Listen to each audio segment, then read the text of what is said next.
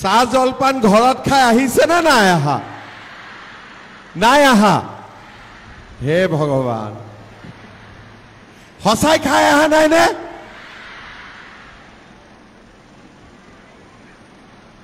আৰু এতিয়া ঘূৰি যাওঁতে কিমান সময় লাগিব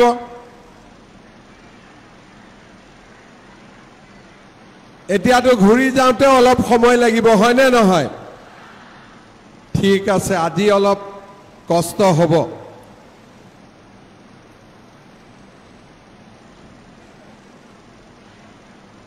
ঘৰত কি বুলি কৈ আহিছে চেক লৈ যাম বুলি কৈ আহিছে নে আজি নলওঁ বুলি কৈ আহিছে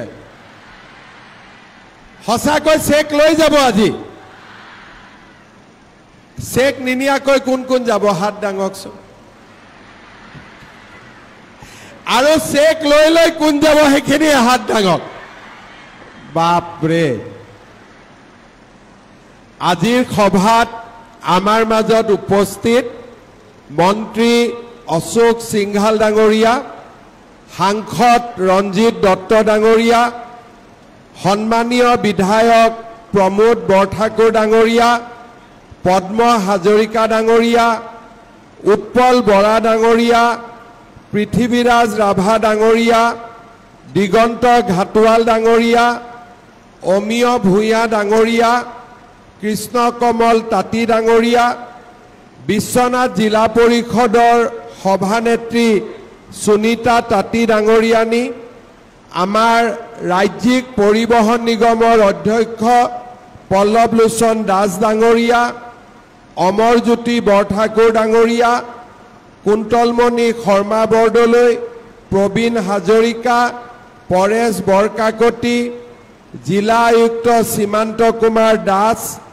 আৰু আমাৰ জিলা সভাপতি অসীম দাসকে আদি কৰি মঞ্চত উপবিষ্ট বিশিষ্ট ব্যক্তিসকল আইমাতৃসকল আৰু যুৱক যুৱতী বন্ধু বান্ধৱীসকল পোনপ্ৰথমে মই সকলোকে মোৰ নমস্কাৰ জনাইছোঁ আৰু প্ৰণাম জনাইছোঁ আজি আমি ইয়াতে কিয় সমবেত হৈছোঁ যে মহিলা উদ্যমিতা আঁচনিত চৰকাৰে যি আমাক প্ৰতিশ্ৰুতি দিছিলে যে আমি 10,000 টকাকৈ দিম সেই প্ৰতিশ্ৰুতি পূৰণ কৰি আজি চৰকাৰে আপোনালোকক 10,000 টকাকৈ দিব আৰু আপোনালোকে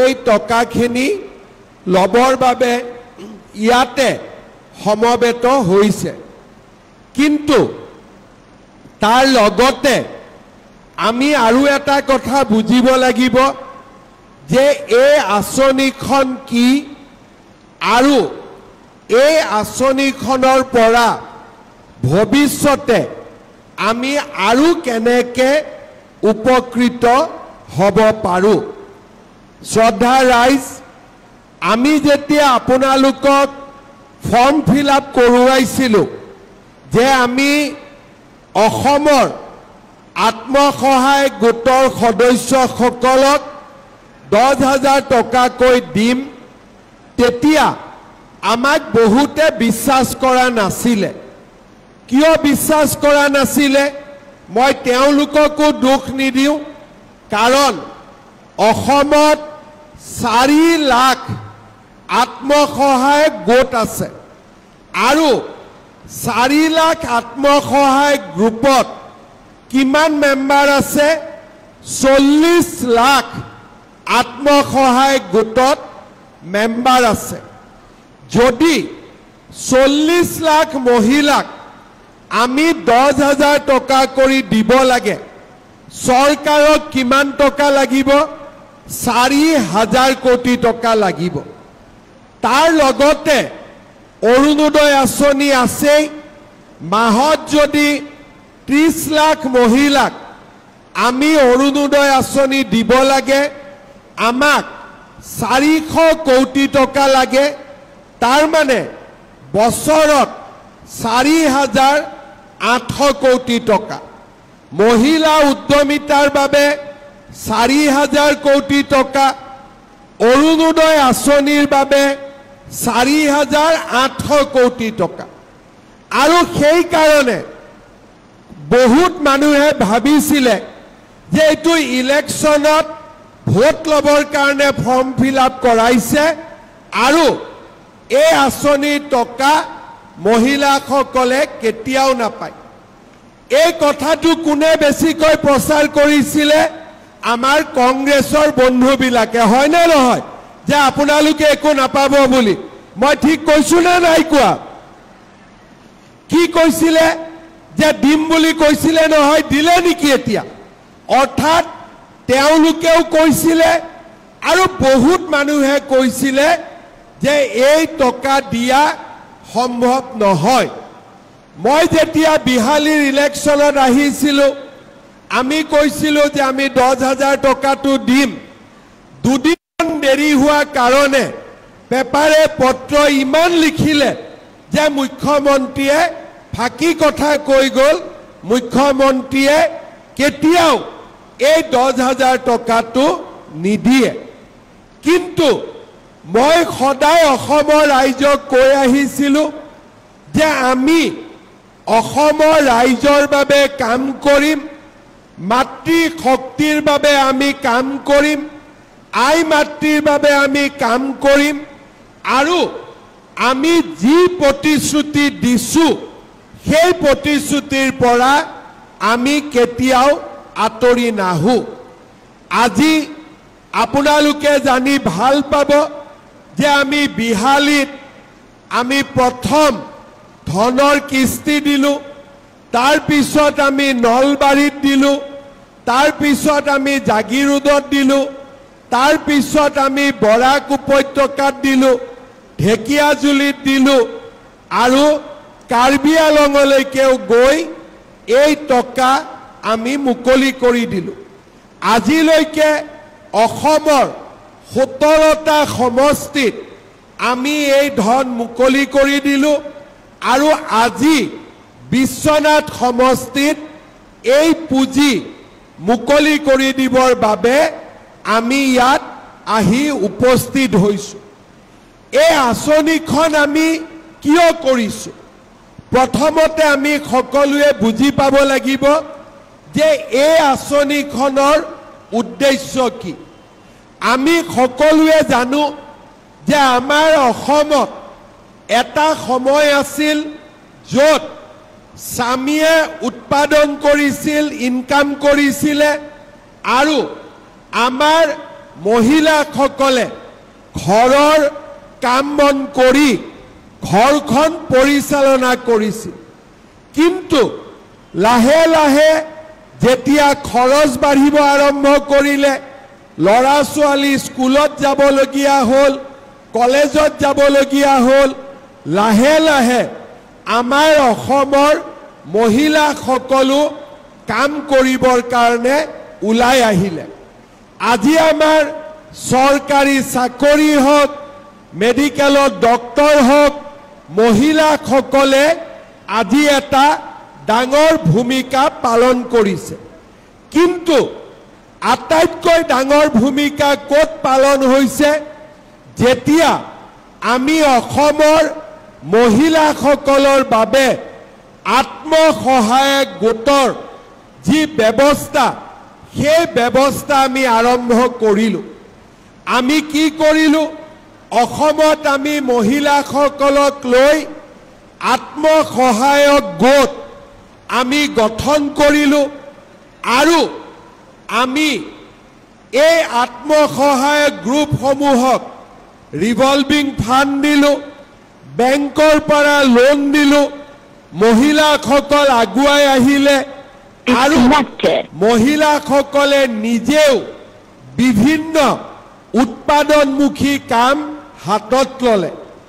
আজি আপোনালোকে দেখিছে আমাৰ অসমত বহু মহিলাই পিঠা পনা বনায়, হাঁহ কুকুৰা পালন কৰে, ঘৰত শালত কাপোৰ বয় আৰু বিভিন্ন ধৰণৰ উৎপাদনমূলক কামৰ লগত জড়িত হৈ থাকে।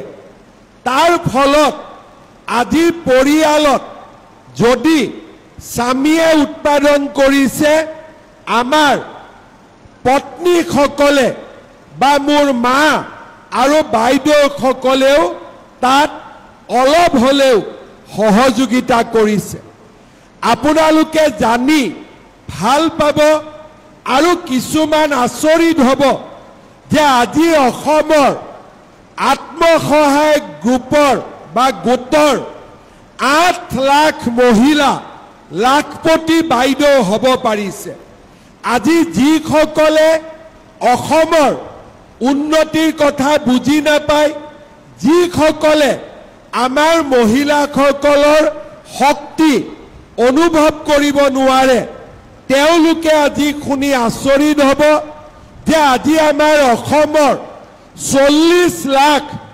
আত্মসহায়ক গ্ৰুপৰ 8 লাখ মহিলা আজি লাখপতি বাইদেউলৈ ৰূপান্তৰ হৈছে তাৰ মানে আজি আমাৰ অসমত 8 লাখ এনে মহিলা আছে যোনে বছৰত 1 লাখ টকাৰ ওপৰত ব্যৱসায় কৰি আছে বা তেওঁলোকে বিভিন্ন ধৰণে 1 লাখ টকাৰ ওপৰত উপাৰ্জন কৰিব পাৰিছে আৰু আপোনালোকে এইটো শুনি ভাল পাব যে আমাৰ যিবিলাক গ্ৰুপে বেংকৰ পৰা লোন লৈছিলে সকলো গ্ৰুপে 99% বেংকৰ লোন উভতাই দিছে অৰ্থাৎ আজি আমাৰ মহিলাসকলে বেংকৰ লোন উভতাই দিছে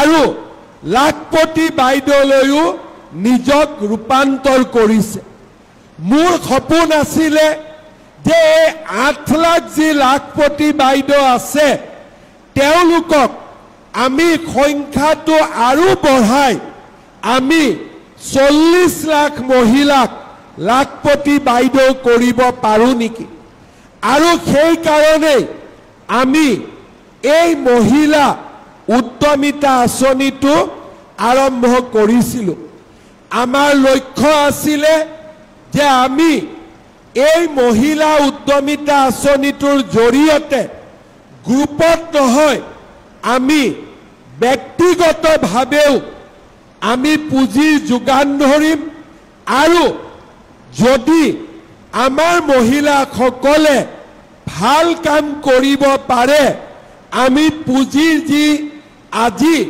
যোগান ধৰিছো তাক ভৱিষ্যতে আমি আৰু বঢ়াই লৈ গৈ থাকিম যাতে আমাৰ মহিলাসকলে লাখপতি বাইদেউ হ'ব পাৰে এতিয়া আজি আমি আপোনালোকক 10,000 টকাকৈ প্ৰতিগৰাকী মহিলাক আমি ইয়াতে বিতৰণ কৰিম আজি আমাৰ কিমান মহিলা আহিছে 38,000 বিশ্বনাথৰ 35,000 আৰু বিহালীৰ পৰা 3,000 38,000 35,000 মহিলা আজি আমাৰ সভাত উপস্থিত আছে আজি যেতিয়া আমি এই 35,000 মহিলাক 10,000 কৈ টকা দিম বিশ্বনাথত 35 কোটি টকা একেদিনাই বেংকৰ একাউণ্টলৈকে আহিব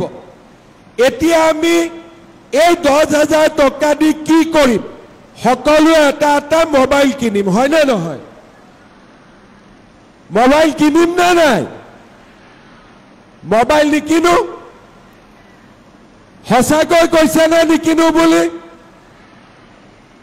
সঁচাই তেতিয়াহ'লে মই আপোনালোকক কম যে এই টকাটো দি আমি কি কৰা দৰকাৰ প্ৰথম এই 10,000 টকাটো লৈ আমাৰ যেহেতু এটা গ্ৰুপ আছে আৰু গ্ৰুপত আমাৰ বেংক একাউণ্ট আছে সকলোৱে নিজৰ 10,000 টকাটো আমি যদি গ্ৰুপত জমা দিওঁ আমাৰ 1 লাখ টকা হ'ব আৰু বেংকে যদি দেখে যে আপোনালোকৰ একাউণ্টত 1 লাখ টকা আছে, বেংকে আপোনালোকক 2 লাখ টকালৈকে লোন দিব।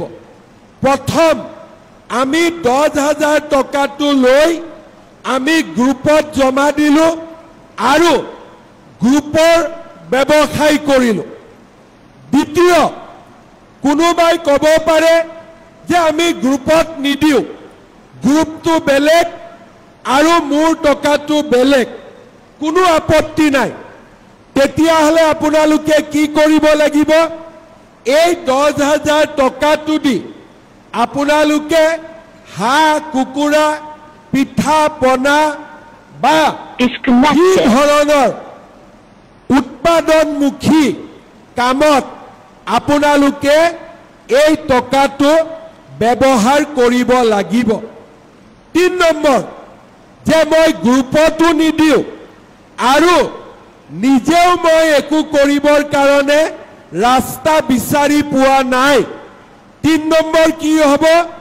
যে মোৰ হাজবেণ্ডৰ যি ব্যৱসায় আছে সেই ব্যৱসায়ত মই এই 10,000 টকাটো বিনিয়োগ কৰিলো। অৰ্থাৎ 1 নম্বৰ, এই টকাটো আমি গ্ৰুপত দিব পাৰোঁ। 2 নম্বৰ, এই টকাটো আমি নিজে ব্যৱসায় কৰিব পাৰোঁ। আৰু 3 নম্বৰ, আমি আমাৰ স্বামীৰ ব্যৱসায়তো এই টকাটো আমি বিনিয়োগ কৰিব পাৰোঁ। অৰ্থাৎ মই আপোনালোকক 1, 2, 3 তিনিটা ৰাস্তা মই আপোনালোকক দেখুৱাই দিছোঁ। এই কামখিনি হোৱাৰ পিছত আপোনালোকক আমি নিৰীক্ষণ কৰিম, আমি আপোনালোকক পৰীক্ষা কৰিম যে এই টকাটো ভালকৈ ব্যৱহাৰ হৈছে নে নাই হোৱা। আৰু যদি এই টকাটো ভাল কৰি ব্যৱহাৰ হয়, মই আপোনালোকক আৰু 25,000 টকা দিয়াৰ ব্যৱস্থা কৰিম। তাৰ মানে আজি 10,000, কেইটামান মাহৰ পিছত আপোনালোকে যেতিয়া ভাল কৰি কাম কৰিব, তেতিয়াহ'লে আপোনালোকক আমি আৰু 25,000 টকাৰ ব্যৱস্থা কৰি দিম। আৰু 25,000 টকাৰ যদি আৰু ভাল ব্যৱহাৰ হয়, চৰকাৰে আপোনালোকক আৰু 50,000 টকাৰ ব্যৱস্থা কৰি দিব। বিশ্বাস আছেনে নাই আপোনালোকৰ? আছেনে নাই বিশ্বাস? আৱাজটো অলপ সৰু হৈছে নেকি, অলপ ডাঙৰ কৰিব লাগিব নেকি? বিশ্বাস আছেনে নাই? বঢ়িয়া। আপোনালোকে আজি মহিলা উদ্যমিতাৰ প্ৰথম কিস্তি পাব, কিন্তু মই আপোনালোকক আৰু 2টা কিস্তি দিব খোজো, 25,000, 50,000। তাৰ কাৰণে আপোনালোকক মই দেখুৱাই দিয়া 3টা ৰাস্তা, যে হয় গ্ৰুপত টকাটো দিয়ক, নহ'লে নিজে ভাল কাম কৰক, নহ'লে স্বামীৰ লগত লগ লাগি এই 10,000 টকাটোৰ ভাল ব্যৱহাৰ কৰক। আপোনালোকে বুজি পালে নে নাই পোৱা? কোনে কোনে বুজি পালে হাত ডাঙক এতিয়া। বা ইমান চবে ইমান ফাষ্ট বুজি পালে দেখোন মেট্ৰিক দিলে চবে ফাৰ্ষ্ট ডিভিজন পাব, হয়নে নহয়? তো ভাল কৰি কওক, সঁচাই বুজি পাইছে নে নাই পোৱা? সঁচাই পাইছেতো? নহ'লে আকৌ পিছত ক'ব আমি বুজি নাপালো, টকাটো খৰচ হৈ গ'ল, তেতিয়াতো মোক আকৌ পিছত 25,000টো নাপাব। সেইকাৰণে মই কোৱা কথাখিনি আপোনালোকে ধুনীয়াকৈ বুজিব আৰু এই টকাটোৰ আপোনালোকে ভাল ব্যৱহাৰ কৰিব। এতিয়া আৰু এটা কথা হ'ল যে আজি ইয়াতে 35,000 আৰু 3,000 38,000 মহিলা ইয়াতে গোট খাইছে আপোনালোকক মই আৰু কেইটামান কথা মই আপোনালোকক ক'ব খুজিছো যাতে আপোনালোকে আমাৰ চৰকাৰে লোৱা নতুন নতুন আঁচনিবিলাকৰ বিষয়ে আপোনালোকে বুজি পাব পাৰে আপোনালোকে কওকচোন ঘৰত কাৰ কাৰ ৰেচন কাৰ্ড আছে হাত দাঙক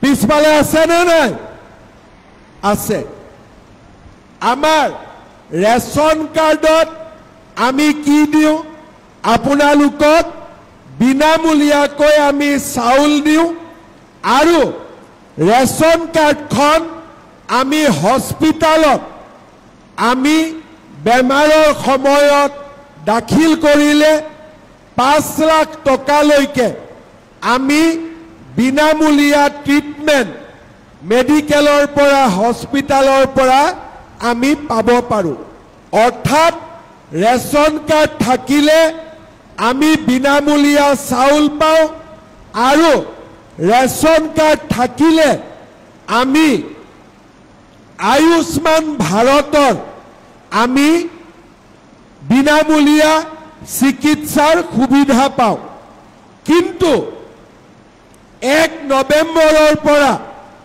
আজিৰ পৰা আৰু 20-25 দিন পিছত আপোনালোকে ৰেচন কাৰ্ডখন দেখুৱালে চাউলৰ লগতে দালি নিমখ আৰু চেনিও আপোনালোকে কম দামত পাব 1 নৱেম্বৰৰ পৰা তাৰ মানে আপোনালোকক আমি মহিলা উদ্যমিতা দিলো আৰু 1 নৱেম্বৰৰ পৰা আমি আপোনালোকক দালি নিমখ আৰু চেনিও কম দামত ৰেচন কাৰ্ডত দিয়া আমি আৰম্ভ কৰিম তৃতীয়তে আমি যিসকলে অৰুণোদয় আঁচনিৰ বাবে নিৰ্বাচিত হৈছিলোঁ অহা 7 তাৰিখে সকলোৱে অৰুণোদয় আঁচনিৰ টকা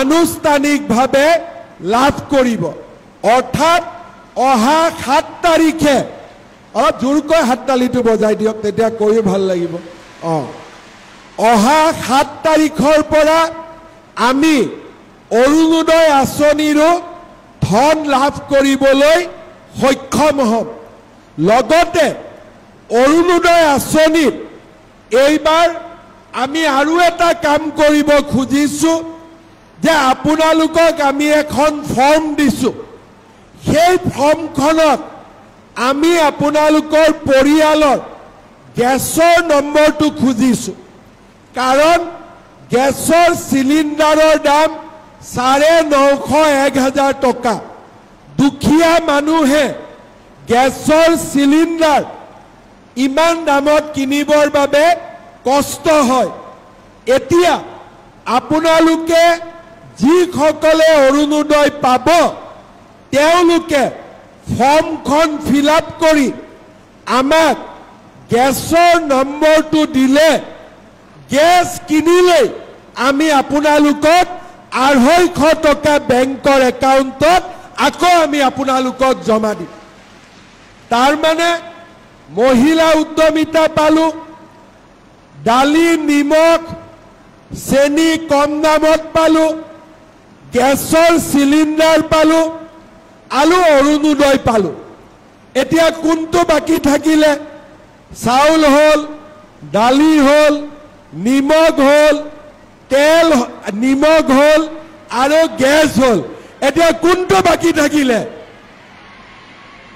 তেল বাকি থাকিলে হয়নে নহয় নে আৰু বেলেগ নে মিঠাতেল এতিয়া মিঠাতেলটো মই বাকি থলো অহাবাৰ মোক ইলেকশ্যনত জিকালে মিঠাতেলটো দি দিম হ'ব বিজেপিক ভোট দিব নে নিদিব কোনে কোনে বিজেপিক ভোট নিদিয়ে হাত দাঙক কোনে কোনে ভোট নিদিয়ে হাত দাঙক আৰু কোনে কোনে বিজেপিক ভোট দিব হাত দাঙক পাক্কা দিব আচ্ছা আপোনালোকে দিবনে ঘৰত হাজবেণ্ডেও দিব কাৰ কাৰ ঘৰত হাজবেণ্ডে দিব হাত দাঙক বা এতিয়া মোক এটা সিক্ৰেট কথা কওক ঘৰত আপোনালোকৰ বেছি চলে নে হাজবেণ্ডৰ বেছি চলে কাৰ চলে এতিয়া মই এইবাৰ পৰীক্ষা কৰিম যে আপোনালোকক হাজবেণ্ডে মৰম কৰে নে নাই কাৰণ আপোনালোকক মই অৰুণোদয় দিছো মহিলা উদ্যমিতা দিছো আৰু আপোনালোকক যদি হাজবেণ্ডে সঁচাই মৰম কৰে আপোনালোকৰ হাজবেণ্ডেও বিজেপিকে ভোট দিব হয় নে নহয় দিবনে নাই সবেই আৰু আপোনালোকে এনেকৈ এতিয়া আপোনালোকে কংগ্ৰেছৰ কথাবিলাকে চাওক 10,000 নাপাও মামাই মিছা কথা ক'লে এনে মিটিঙত ঘূৰাই লৈ ফুৰে কৈছিলে নে নাই কোৱা আজি প্ৰমাণ হ'ল নে নাই যে মামাই মিছা কথা নকয় বুলি হ'ল নে নাই মামাৰ ওপৰত বিশ্বাস আছে নে নাই আপোনালোকৰ এইফালে অলপ কম হাত দাঙিছে বিশ্বাস আছে নে নাই মামাৰ ওপৰত বঢ়িয়া এই তাতে ৰখি থাকা আছে নে নাই এইফালে আছে আৰু সেই কাৰণে আপোনালোকে মোক বিশ্বাস কৰে কাৰণে মই যি কওঁ তাক মই পালন কৰিবৰ বাবে চেষ্টা কৰোঁ যাতে আপোনালোকৰ বিশ্বাস আৰু আপোনালোকৰ আশীৰ্বাদ সদায় যাতে মোৰ মূৰৰ ওপৰত থাকিব পাৰে আৰু সেই কাৰণে আজি আমি ইমান আৰ্থিক অসুবিধাৰ মাজতো এটাকৈ আমি এই আঁচনিবিলাক ৰূপায়ণ কৰিছোঁ যাতে আমি দিয়া প্ৰতিশ্ৰুতিবোৰ 100% আমি পূৰণ কৰিব পাৰোঁ শ্ৰদ্ধা ৰাইজ মই এটা কথা আপোনালোকক অনুৰোধ কৰিম আজি এতিয়া আমি যি চেক পাম সেই চেক একেলগে যদি আমি সকলোৱে ল'ব যাওঁ আমি ল'ব নোৱাৰিম তাৰ কাৰণে আমি কি কৰিছোঁ চেকখিনি আমি ভিঅ'সকলৰ হাতত দিম ভিঅ'সকলে এই চেকখিনি এতিয়াই সেল্ফ হেল্প গ্ৰুপৰ সভাপতিসকলৰ হাতত দিব আৰু সভাপতিসকলে আপোনালোকক ইয়াতে চেকখিনি বিলাই দিব হ'বনে প্ৰথমতে ভিঅ' বাইদেউ ভিঅ'ৰ পৰা সেল্ফ হেল্প গ্ৰুপ আৰু সেল্ফ হেল্প গ্ৰুপৰ পৰা আপোনালোক মানে চেইন সিস্টেমত ঠিক আছে কিন্তু চেক নোলোৱাকৈ কোনো নাযাব হ'বনে নাই যেতিয়ালৈকে চেক নাপাব ইয়াতে বহি থাকিব কাৰণ চেক নোলোৱাকৈ ঘৰত গ'লে বহুত লাজ দিব আজি দিবনে নিদিব মই ঠিক কৈছো না নাই আজি যদি চেক নিনিয়াকৈ কোনবা যায় ঘৰত ইমান লাজ দিব যে আপোনালোকে আৰু মুখ দেখুৱাব নোৱাৰিব সেই কাৰণে কাৰণ মই সুধিছো কেইটাত আহিছে কোনবাই কৈছে 7টাতে আহিছে কোনবাই কৈছে 8টাতে আহিছে ঘৰত যোৱাৰ লগে লগে কি ক'ব গৈছিলি নহয় সাজি কাছি এতিয়া পালি এনেকৈ ক'ব সেই কাৰণে চেকখিনি লৈহে যাব এতিয়া মই বেছি দীঘলীয়াকৈ নকওঁ কাৰণ মই যিমানে দীঘলীয়াকৈ কম আপোনালোকৰ সিমানে সময়টো বেছি লাগি গৈ থাকিব আকৌ এবাৰ কৈছো চেকখিনি আমি ভিঅ' বাইদেউক দিম ভিঅ' বাইদেৱে আপোনালোকৰ গ্ৰুপৰ প্ৰেছিডেণ্টক দিব ইয়াতে দিব আৰু গ্ৰুপৰ প্ৰেছিডেণ্টসকলে ইয়াতে সদস্যসকলৰ হাতত চেকখিনি বিতৰণ কৰি দিব কাৰোবাৰ যদি চেকত নাম ভুল আহে তেতিয়াহ'লে আপোনালোকে জীৱিকা সখী বাইদেউসকলক জনাই দিব আমি চেকখন আপোনালোকক লগে লগে কাৰেকশ্যন কৰি দি দিম যদিও ভুল হোৱাৰ সম্ভাৱনা একেবাৰে কম মই আৰু দীঘলীয়া নকৰোঁ বহুত দিন প্ৰতীক্ষাৰ মূৰত আজি আপোনালোকে মহিলা উদ্যমিতাৰ 10,000 টকাটো পালে। এতিয়া আমাৰ লক্ষ্য কি হ'ব? আমি 25,000টো পাব লাগিব, হয়নে নহয়? কাক কাক 25,000 লাগিব? হাত দাঙক। বাপৰে, নালাগে? কোনো নাই? কোনোবা নালাগে আছে নেকি ইয়াতে? আচ্ছা, এই বাইদেউক নালাগে, মই যিটো দেখিছোঁ। বাইদেউক নালাগে নহয়? 25টো লাগিব নে নালাগে? লাগিব। যি নহওক 25,000টো আমি দিম। আপোনালোকে এই টকাখিনি মাত্ৰ ভাল কৰি ব্যৱহাৰ কৰিব, হ'ব? এতিয়া মোৰ লগত সকলোৱে ক'ব, ভাৰত মাতা কি। অলপমান ডাঙৰ কৰি ক'ব লাগিব, ভাৰত মাতা কি, ভাৰত মাতা কি। নৰেন্দ্ৰ মোদী, নৰেন্দ্ৰ মোদী। বহুত বহুত ধন্যবাদ। জয় হিন্দ, বন্দে মাতৰম।